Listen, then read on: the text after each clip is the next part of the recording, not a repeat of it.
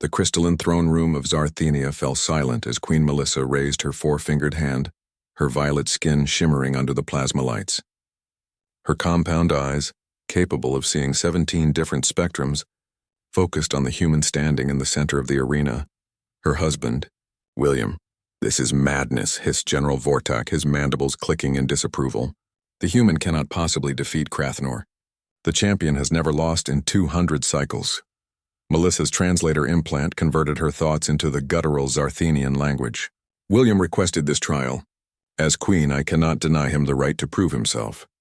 She had married the human diplomat 6 lunar cycles ago, a union meant to cement the alliance between Earth and Zarthenia. The Council of Elders had protested. Humans were weak, they said, soft-skinned creatures who could barely see in proper darkness, who couldn't taste chemical signatures in the air, whose bodies broke so easily under Zarthenia's gravity. But Melissa had seen something in William that transcended physical limitations. An intelligence, a cunning, a strange confidence that seemed to defy logic itself. Now, as Crathnor entered the arena, all 3 meters of scaled muscle, armed with plasma-edged blades, she wondered if she had made a terrible mistake. William stood relaxed, wearing only simple combat attire. In his hands he held a single human weapon, a wooden staff. Nothing more.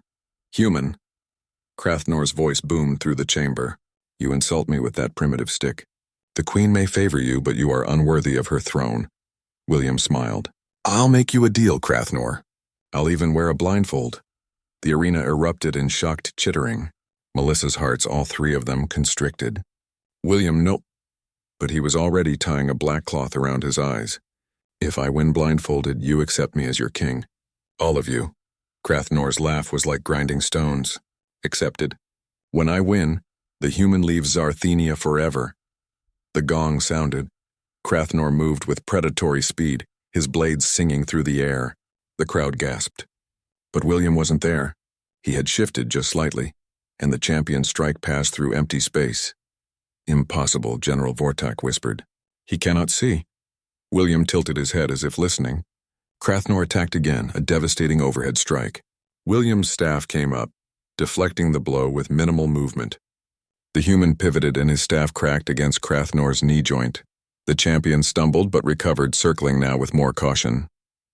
His thermal vision showed the human's body heat, but something was wrong. The human wasn't moving like prey.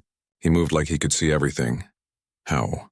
Melissa breathed. Her science advisor, Dr. Zelvin, leaned close. "Your Majesty, humans evolved as persistence hunters. They have something called proprioception, an acute sense of spatial awareness. And their hearing." She paused, her sensors analyzing. "By the ancestors, he's using echolocation. The staff movements, his breathing, even his footsteps. He's mapping the arena through sound." Crathnor lunged with both blades, a killing strike that no blindfolded creature should survive.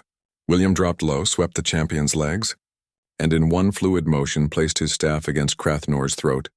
The arena fell silent. "Yield," William said quietly, "and I'll call you friend instead of defeated enemy." For a long moment, Crathnor lay still. Then slowly he lowered his blades. "I yield.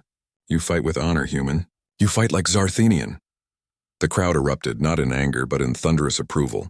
William removed his blindfold and extended his hand.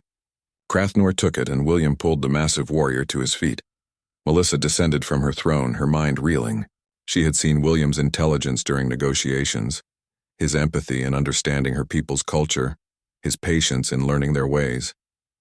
But this was something else entirely. "How did you know you could do this?" she asked as the crowd chanted his name. William touched her face gently, a very human gesture that had become their private moment. "On Earth we have a saying, 'In the land of the blind, the one-eyed man is king.' But here's what my people learned. Sometimes, being blind forces you to see things no one else can. You trained for this," she realized. "The meditation chambers I thought you used for relaxation were me practicing sensory deprivation combat. Melissa, I knew your people would never fully accept me if I remained the weak human, so I didn't try to match your strengths. I used mine." General Vortak approached, followed by the Council of Elders. For the first time since William had arrived on Zarthenia, they bowed to him. We were wrong, human William. You are worthy of our queen. More than worthy, William bowed back. I didn't do this to prove you wrong.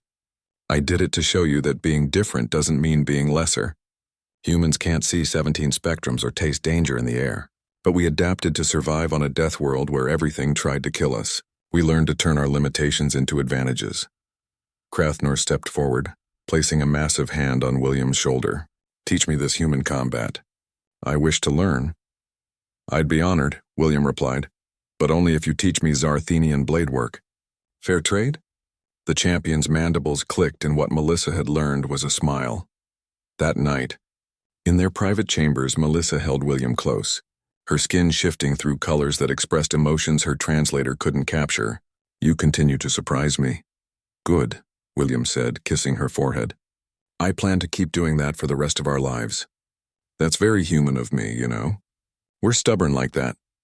Melissa's laughter echoed through the palace, a sound of pure joy that needed no translation. She had married a human to secure an alliance. She had gained a partner who taught her people that strength came in countless forms. And as William had shown them all, sometimes the most powerful thing a person could do was fight, not despite their limitations, but because of what those limitations had taught them. Outside, the twin moons of Zarthenia rose over a world where human and alien had become something neither had been before. Truly one.